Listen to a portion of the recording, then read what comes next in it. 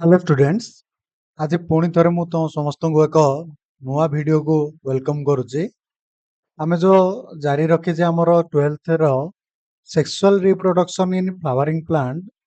तार आज 11 number lecture को आमे कंटिन्यू करिवा। तो आमे सेथिरे डिस्कशन करथिले लास्ट क्लास रे पोस्ट फर्टिलाइजेशन इवेंट्स विषय रे। माने फर्टिलाइजेशन पर माने पोलन पिस्टल इंटरेक्शन हला पर हमर फर्टिलाइजेशन होची। फर्टिलाइजेशन पर हमर जो फर्टिलाइजेशन रहला सेटा डबल फर्टिलाइजेशन कहले एंजियोस्पर्म रे। काहे ना हमर दीटा इवेंट होची, सेठी गोटे होची सिंगामी आ गोटे होची ट्रिपल फ्यूजन। तापर आसी गला हमर कोन ना post fertilization event. Post fertilization event अंडर रे हमें चारिटा जिंस पढिया बोली मु काली कहितली। आ सेथि भितरु हमें ऑलरेडी पढी सारिचे कोन ना डेवलपमेंट ऑफ एंडोस्पर्म। केमिति एंडोस्पर्म रो डेवलपमेंट हुए, एंडोस्पर्म केते प्रकार रो कोन कोन कोठी एंडोस्पर्म रे प्रोटीन थाए, कोठी स्टार्च थाए, सेटा सब हमें डिटेल्स रे काली डिस्कशन करि सारिचे। तो आज टॉपिक होची हम पई नेक्स्ट हमें कोन पढिबा ना आज हमें गोटे पोस्ट फर्टिलाइजेशन गोटे सब टॉपिक नबा जोटा होची कोन ना डाइकोट एम्ब्रियो डेवलपमेंट। आज का विषय रे पढिबा डाइकोट एम्ब्रियो डेवलपमेंट।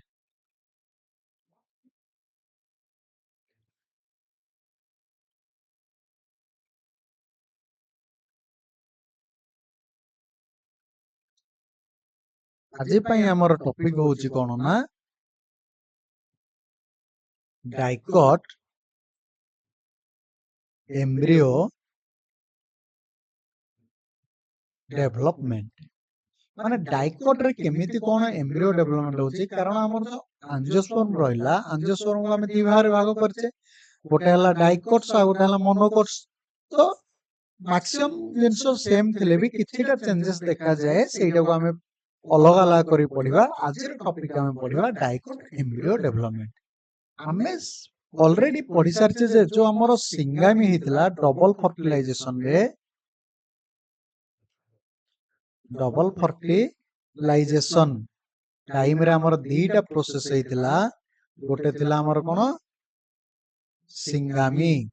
आ एई प्रोसेस रे कोन हेतिला मु कहितली जे सिंगामी रे गोटे आसला कोन मेल गैमिट, आ गोटे आसला तमरो फीमेल गैमिट मिसी की कोन फॉर्मेशन कले जाइगोट। आ गोटे प्रोसेस हेतिला कोन ट्रिपल फ्यूजन। ट्रिपल फ्यूजन रे कोन हेतिला आ गोटे मेल गैमिट आसला, का सहित से मिसतिला पोलर न्यूक्लियस सहित।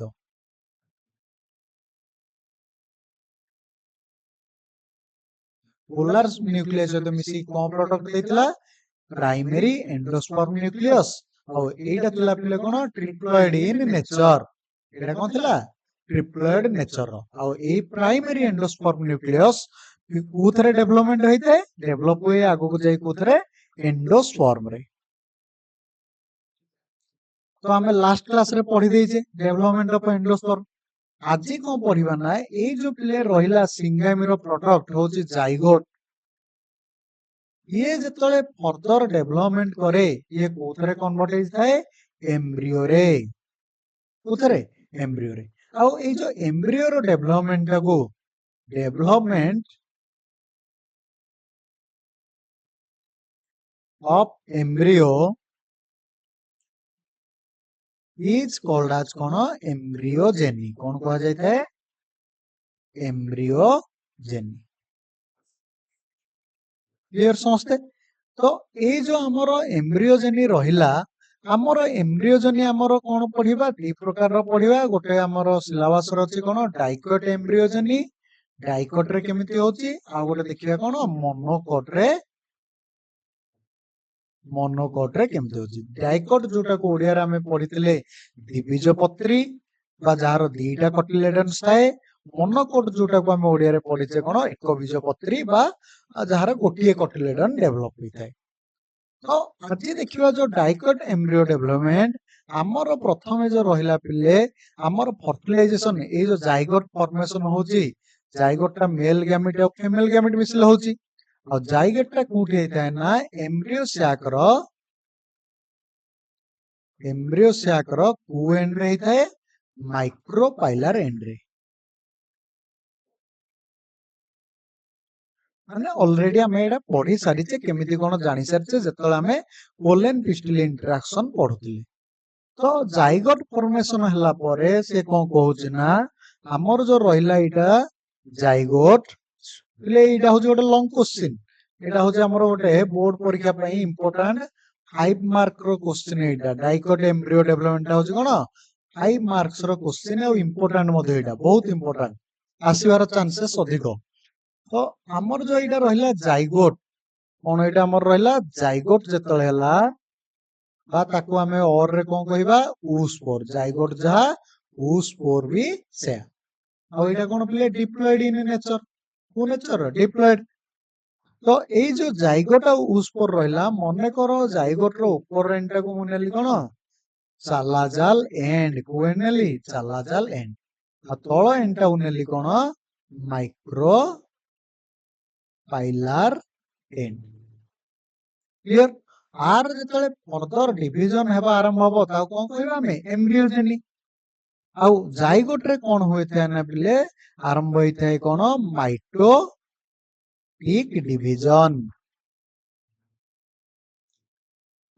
जोटा को हमें कहउछे माइटोटिक डिवीजन माने माइटोसिस जोटा को हमें कॉमनली कहउछे।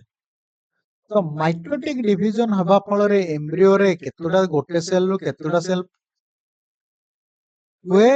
दुईटी सेल ले से कन्वर्ट हुए गोटे होचे पिले हमर कोन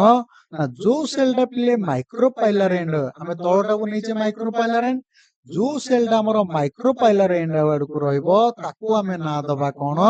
ना बासाल सेल को सेल कहबा बासाल सेल आ जो सेलटा पिले कोन ना हमर चालाजाल एंड आड को रहइबो को एंड आड को चालाजाल एंड आड को रहइबो ताकू हमें कोन कहबा ना दबा टर्मिनल सेल बा ए टर्मिनल सेलटा को मध्य कहा जाय कोन एम्ब्रियोनल सेल क्लियर समझते। तो टर्मिनल सेलटा रहिला हमर कोड को चालाजाल एंड आड को बासाल सेलटा रहिला हमर कोन ना माइक्रोपाइलर एंड आड को आउ ए जो बासाल सेलटा कोन ना पिले ए बासाल सेल रे प्रथमे कोन होबो ना हमर आरंभ होई जिवो कोन ट्रांसवर्स डिवीजन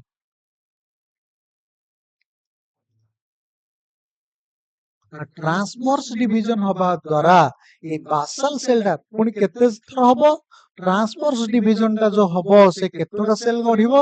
6 रु 10 टा सेल हबा जाके ट्रांसवर्स डिवीजन चलीथिबो जहा फल रे कोन हबो ना ए जो हमर बासाल सेलटा रहिला ये गोटे बड़ो सेल रे कन्वर्ट हबो जहा को हमें ना दबा कोन ना सस्पेंसर सेल कोन ना दबा सस्पेंसर सेल आउ ठीक से ही समय रे मध्य ए एम्ब्रियोनल सेल रे माइटोसिस हेकी से गोटे 4 सेल स्टेज रे पहुंची सारी थिबो। तो आ पर स्ट्रक्चर टा केमिति आसीबो ये गला कोन चारोटी सेल माने एटा हला हमर कोन जोटा को हमें कहबा कोन प्रो एम्ब्रियो बा टर्मिनल सेल बा एम्ब्रियोनल सेल डिवाइड हेकी कोन करथे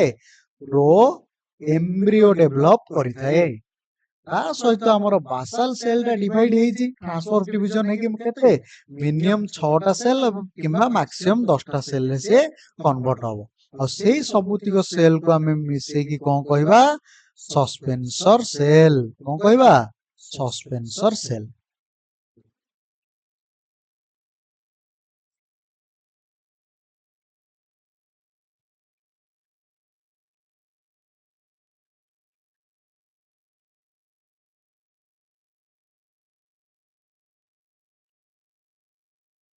तो 8 व्यक्तिको पिले जो बासाल सेल रे ट्रांसवर्स डिवीजन हेची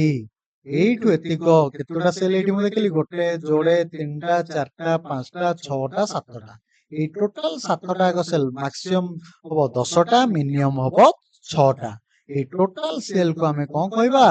सस्पेंसर सेल्स कोन कहबा सस्पेंसर सेल्स।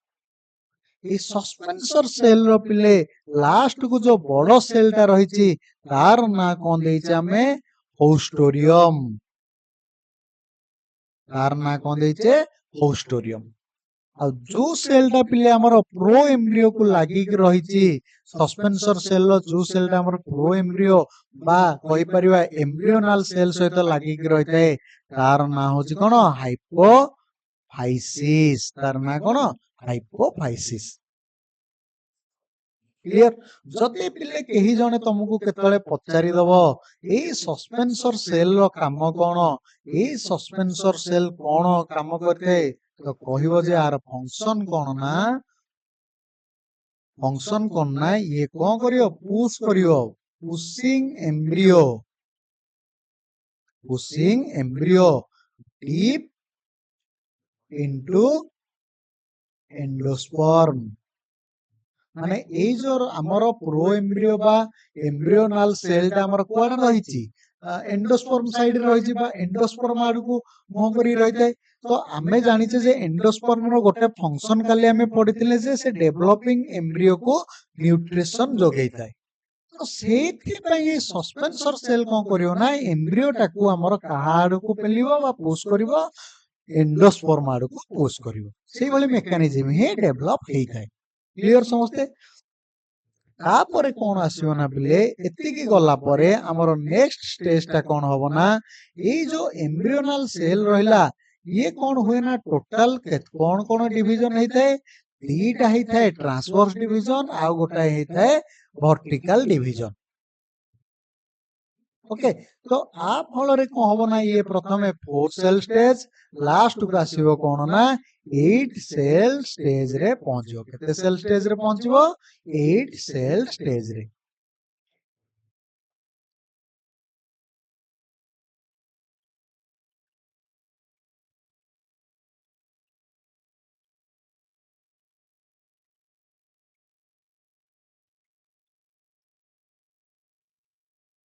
क्लियर तो ये पहुंच गला केते रे हमरो 8 सेल स्टेज रे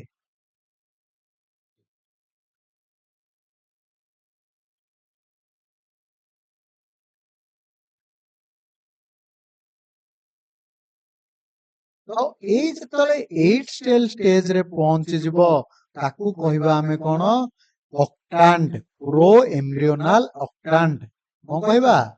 प्रो एम्ब्रियोनल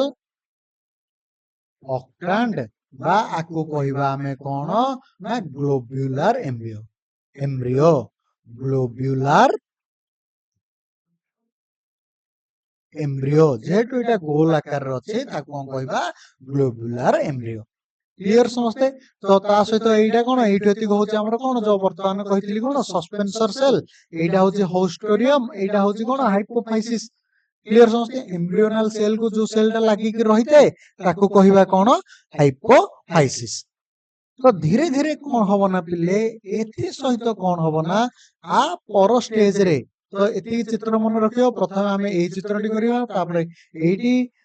2 सेल स्टेज तापरे हमें देखिया सस्पेंसर से तो प्रो एम्ब्रियो 4 सेल स्टेज रे तापरे देखिबा ऑक्टेंट एम्ब्रियो बा 8 सेल स्टेज रे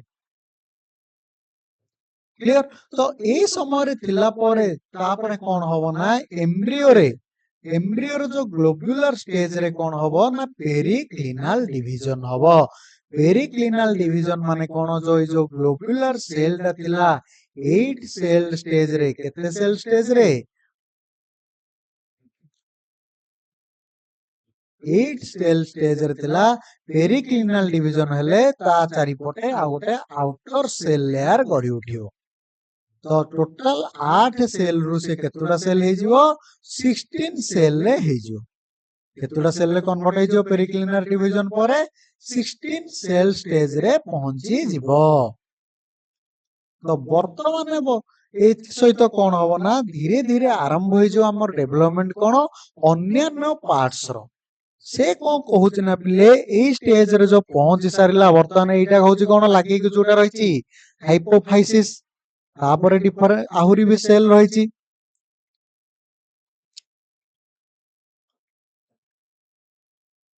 पूरा लास्ट को रहिची कोन हमरो होस्टोरियम कोन रहिची haustorium clear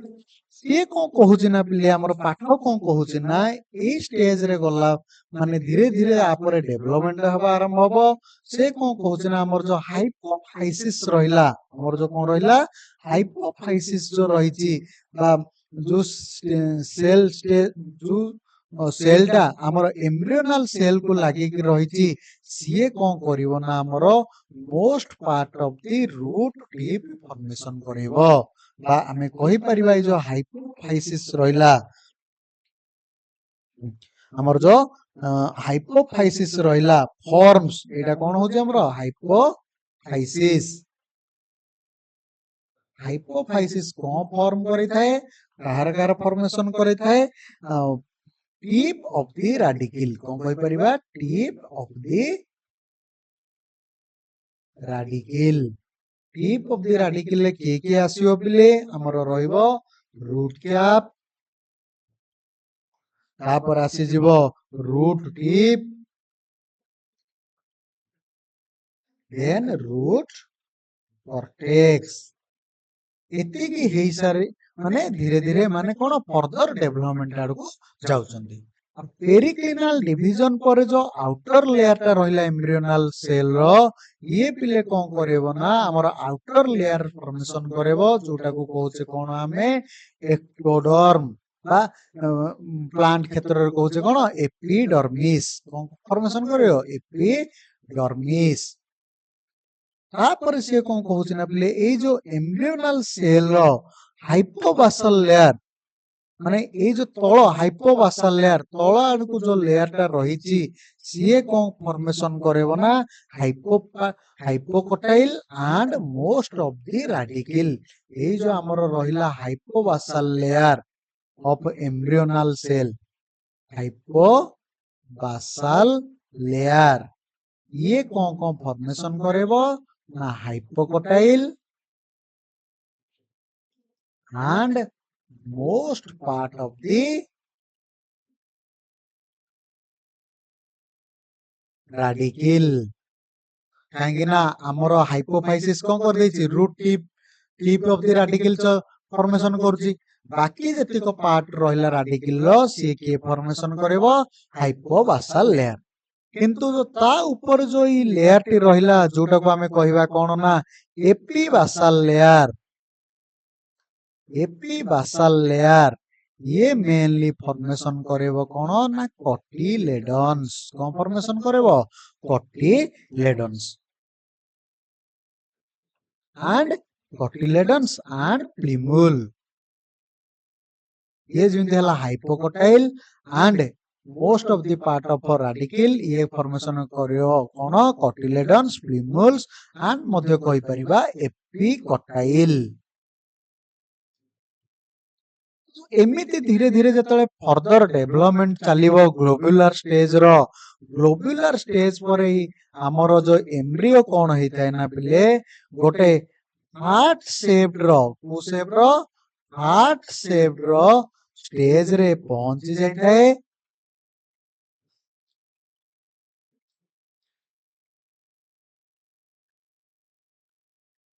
heart shape stage देखा जाता है और एटा होची कोन ना पिले ए जो शेप देखो जो हार्ट रो दी साइड एडा कुतरे डेवलप होइता है हमरो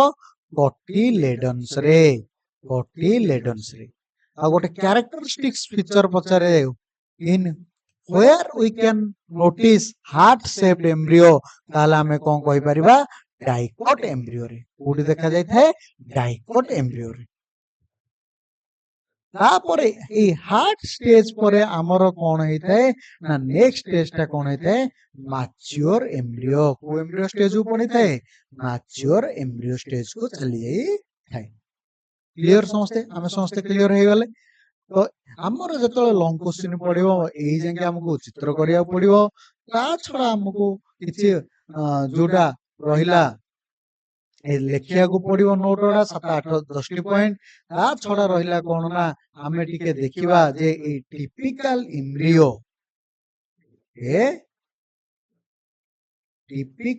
एम्ब्रियो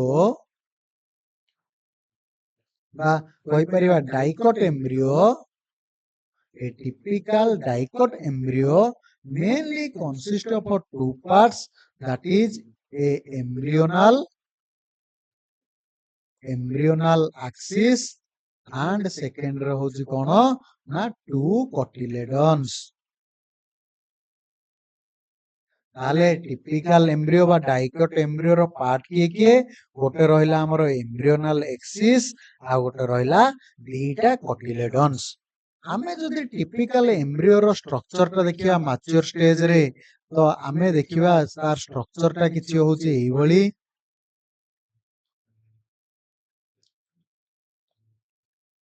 क्लियर तो जो पॉइंट रे एम्ब्रियो रो कोन होइताय ना हमरो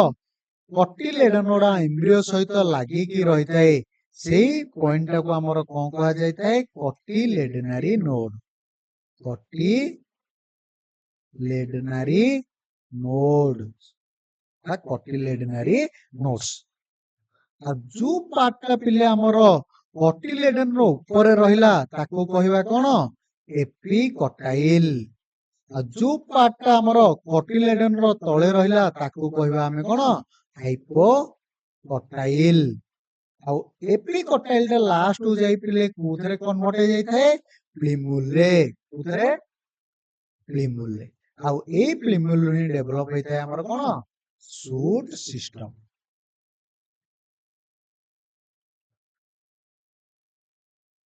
तापर हाइपोकोटाइल टा हमर कोथरे कन्वर्ट हो जाई थाए लाइकी जाईकी कन्वर्ट होई थाए कोथरे ना रेडिकल रे आउ एई थ्रू डेवलप होई थाए कोन हमर रूट सिस्टम